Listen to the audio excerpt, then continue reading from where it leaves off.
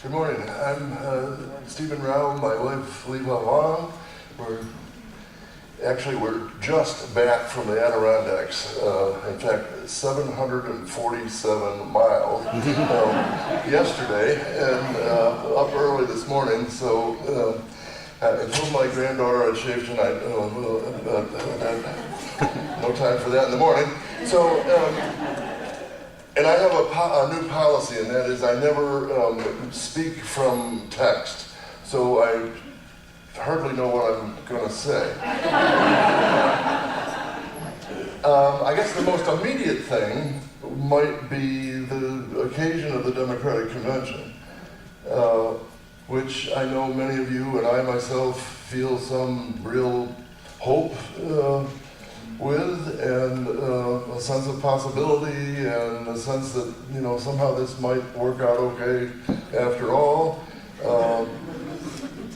I went to the Adirondacks a week ago in a pretty deep funk about the state of the world and the various confoundings that, I think we've moved from the catch-22 of the 20th century to something like the confoundings of the 21st. The kind of thickets of problems, each of which is layered over and under and mixed in with other problems. It's a very challenging time when clearly something big historically is going on, only I'm not sure exactly what it is, only in order to live well, one of the things that I need is some kind of interpretation or understanding of what is my larger cultural, historical, social environment. I suggest this to students, and I would suggest it most anywhere, that one of the jobs that I have in order to maintain a healthy adult life is to have some kind of interpretation, both description and prescription. In other words, what are the difficulties or challenges, or what are the chief problems on the one hand, and on the other hand, what are the possibilities or the creative energies that are present. So, for starters, I'd just like to suggest in a very humble way that I think, and I would after all, I'm not a professor, that I think that the maintaining and cultivating of that kind of understanding with oneself is an essential part of healthy adulthood. And something to be, as I say, cultivated, looked at, changed, revised, developed, harvested perhaps from time to time. I'm not much of a farmer, but many of those metaphors might apply. So what I guess I'd like to do this morning is talk about what seemed to me the major elements of our cultural, historical, religious, political moment, and these confoundings, I think that's the word I want, that we live in the midst of, hoping that to name them might be able to tame them to some respect, or at least make us a little more graceful in navigating them, and then move on to suggest what seem to me the major positive energies in our situation. And just overall, very quickly, my thesis is very, very simple, which is that modernity is ending. In other words, that worldview and that sense of life, including politics and economics and even religion and culture that arose out of the 17th century with the Protestant Reformation and the Scientific Revolution and the upheaval of the 17th century, that has basically run its course. And as it ends, it as though it were a person almost, becomes threatened and aggressive and dangerous, and begins to assert itself in desperate and sometimes indiscriminate ways, and drives in the direction of nihilism, meaning Latin for nothing, and that more or less aggressive orientation that has essentially resigned itself, that there is no meaning or value or purpose, it's just interest and power. And that orientation, variously described, is culturally unstable and seems, I think we can say by now, to have a drift to it that heads right in the direction of terrorism. And by terrorism, my best definition of terrorism is Nietzsche's last sentence of the genealogy of morals, where he says, mankind would rather will the void than be void of will. In other words, there's a certain sense of frustration. For many people in the world, the frustration of it being by now utterly clear that the whole world is not going to modernize and drive Lexuses. I mean, that's just not going to happen. And there's a certain rage and a certain frustration that's associated with that. In America, we have at least analogous forms of kind of despair or sense of being left out with people who have lost their jobs for reasons that seem to involve a kind of betrayal. I mean, jobs offshored or taken over by machines, jobs obviously that won't come back, and houses. We know now that the Donald Trump phenomenon is more out in the open, that there's a good deal of pretty indiscriminate, pretty uncritical, pretty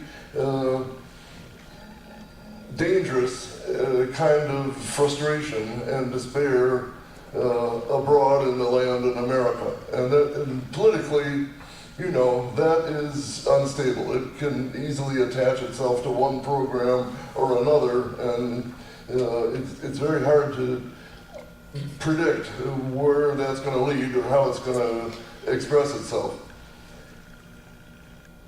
On the other hand, it seems to me, and this in some ways is maybe easier for me in higher education, it seems to me that there is another worldview, a new worldview that is emerging, that is relational, environmental, oriented to thriving, oriented to ongoing growth, oriented to pluralism, dialogue, and democracy as three ways of indicating the same kind of circumstance where we can be together and different. In fact, we can be more together if we are at the same time different. So very unlike the modern, more or less hydraulic, more of me is less of you, or less of you is self-sacrifice on my part, you know, there's beginning to emerge this idea of relationship as, especially expressed through these key terms, dialogue, democracy, and pluralism, sometimes called deep pluralism, a sense of relatedness as the locus of my thriving, that where I am able to be fully myself in some ways this may go back to old Greek ideas of public life, that where I'm able to be most fully myself is in a certain kind of relationship. Not the relationship of command or hierarchy, for sure, and definitely not the relationship of the low common denominator of consumption, etc. But this particular kind of relationship in which it occurs as an experience. It's not an idea, as Diana Eck indicates. It's not an idea. And this is part of why it's so difficult, because it requires a kind of an experiential route. There's no way that you can cram it into a doctrine or a dogma or a formula, which Western minds frequently like to do. But it is compelling when it happens. That in the presence of some people and some groups and some associations, I have this uncanny awareness that, hey, I am here, I'm present, I'm in my authenticity or my integrity or my selfhood in ways that I'm really not so much in isolation. Not that I don't need isolation also for rest and other functions, but when I'm really fully myself, I'm in the presence of the other. And I kind of have a will for the world, amor mundi, a love of the world that makes the world not a drag and a threat and a series of endless crises, but an attractive place to be. So it seems to me that we're kind of living on the cusp of this, nobody knows what's going on in the time that they're living in. So this is very hypothetical, but it seems to me that we might be in the midst of this transition between, shall I say it, I guess, one world that is died and another that's powerless to be born. That's who? Matthew Arnold? Hannah Arendt talked about ours being a time between the no longer and the not yet. The 20th century is full of statements like this, but in this transition time where it does seem to me there are some real clues and pointers to where life is vital.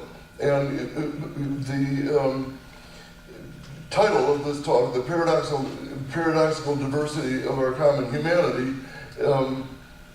that's where I want to point to especially, and I guess to paradox generally. I mean,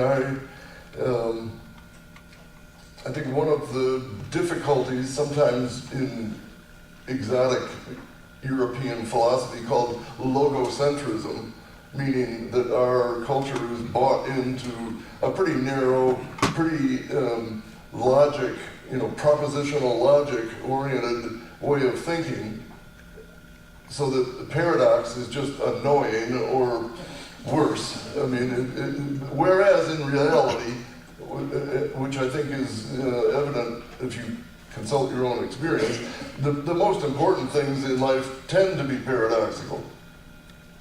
So I'm paraphrasing Hannah Arendt with her point about our life as it's given to us as a gift, literally from nowhere, secularly speaking, she says, is one in which we find ourselves in this paradoxical plurality of unique beings.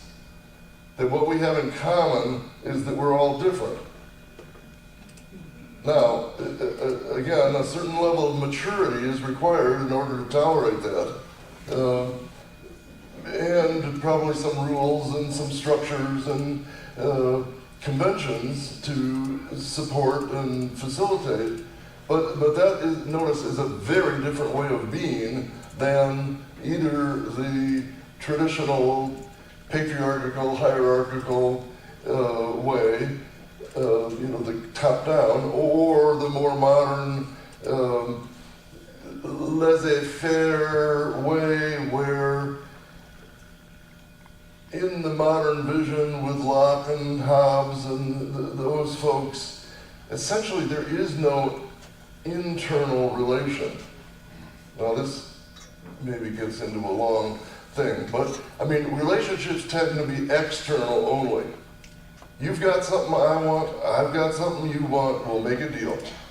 And that can include emotional, maybe even spiritual resources. But in principle, there's no internal relationship. So the vision that I'm talking about does involve internal relationship and appreciation of each other much more deeply than just possessions or materiality. Remember, it was Thomas Jefferson who thought that Locke's idea of life, liberty, and the pursuit of property sounded maybe a little crude. So he changed it, life, liberty, and the pursuit of happiness. But the word happiness initially was property.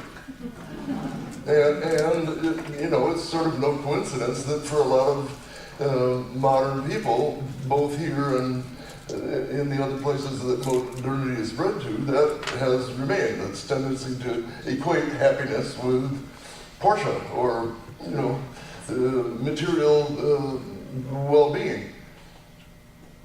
That, I think, is beginning to change in this one part of culture.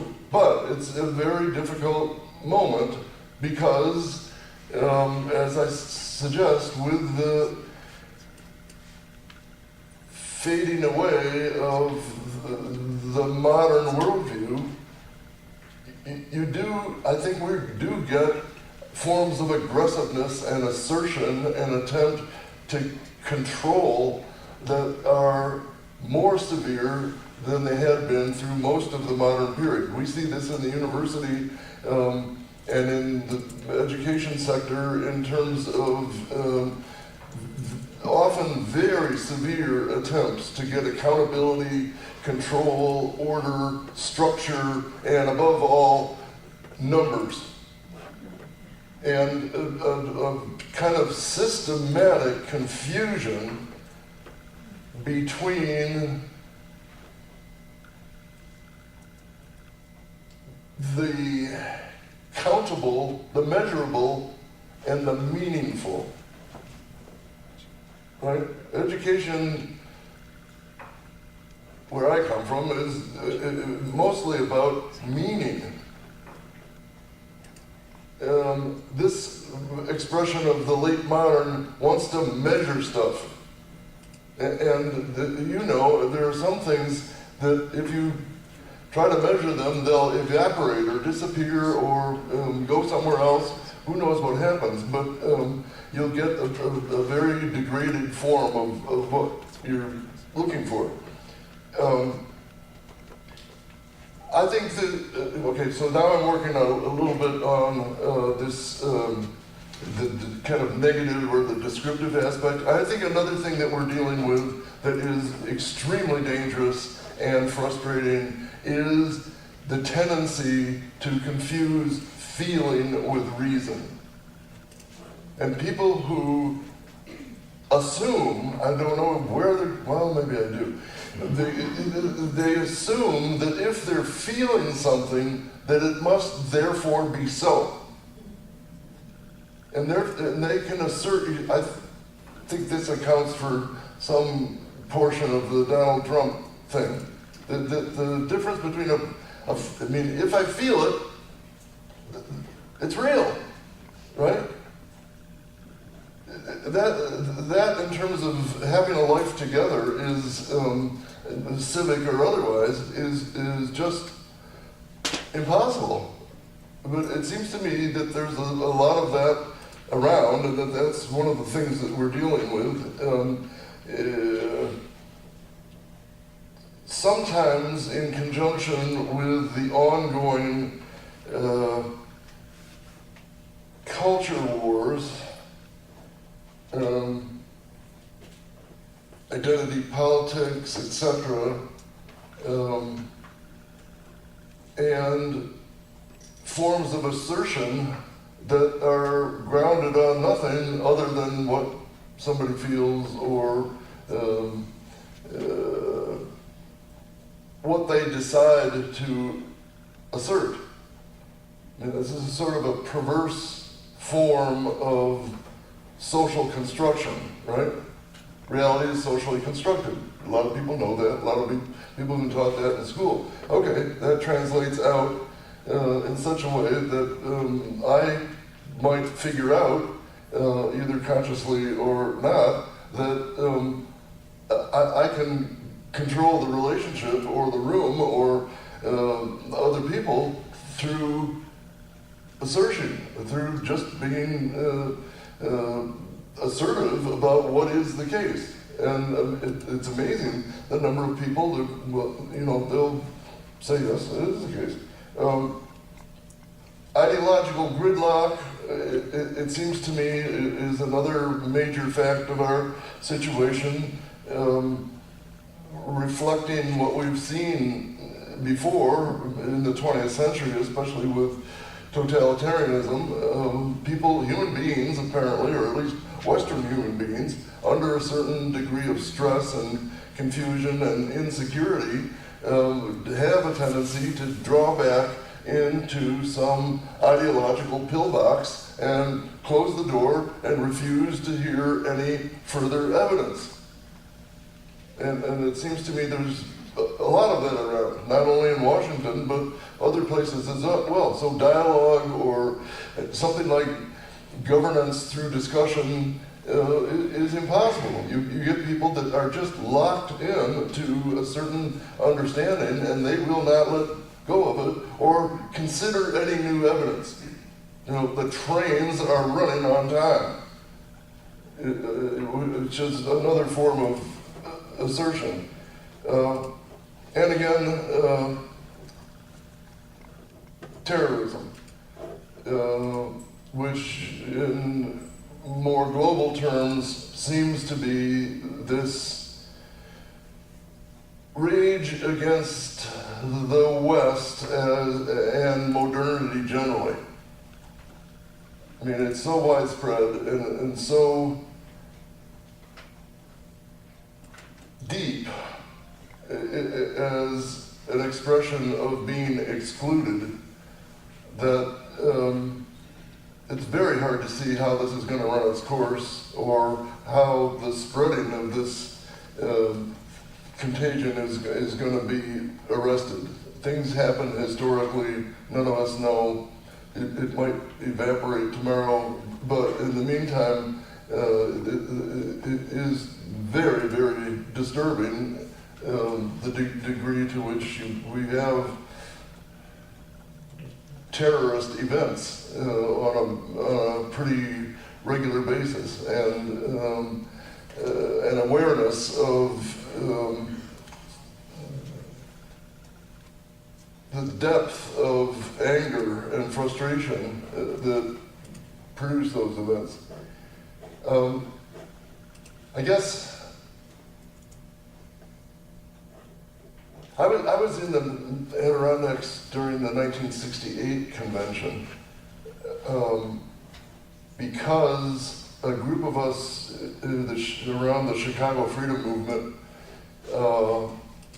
which Church Federation, Urban Training Center, Jesse Jackson's Operation Breadbasket, a bunch of groups in the city got together and we decided that a police riot at the convention was inevitable. So we got this reporter to agree to write an expose on the Chicago Police Department. 3 days before the convention was to start, she disappeared. I mean, gone. Never to nobody heard anything from her. So the group of 12 or 15 of us who were coordinating this expose, basically all of us left town. And so I wound up watching the 1968 convention on what at the time was the one TV on Big Moose Lake, across there and over there, and the reception was terrible. This past week I found myself in the same place with an event going on that is very different from the 1968 convention, but is it? And I guess where I come out, for what it's worth, is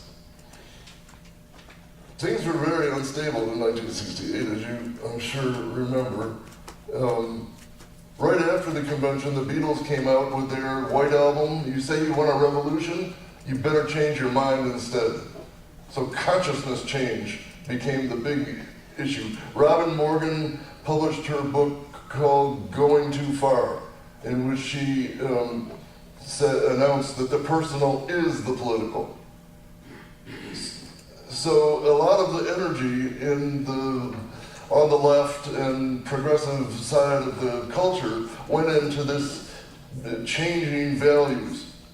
Racism is different than racial problems in backward southern communities. And that career kind of trickled along and we came and went until we get multiculturalism and identity politics, and a lot of what's going on now seems to arise right out of that earlier period, but seems to have been in many ways co-opted so that the politics of identity politics can be used for whatever purpose someone chooses, which brings up the possibility, I guess I'm a Hannah Arendt student this morning more than usual, which gets us to something that Arendt referred to as a protean universe in which anything can become anything else at any given time.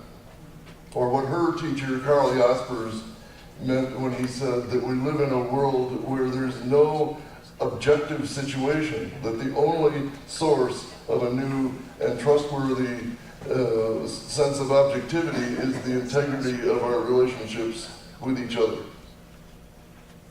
So I think I'll leave it there. Thank you.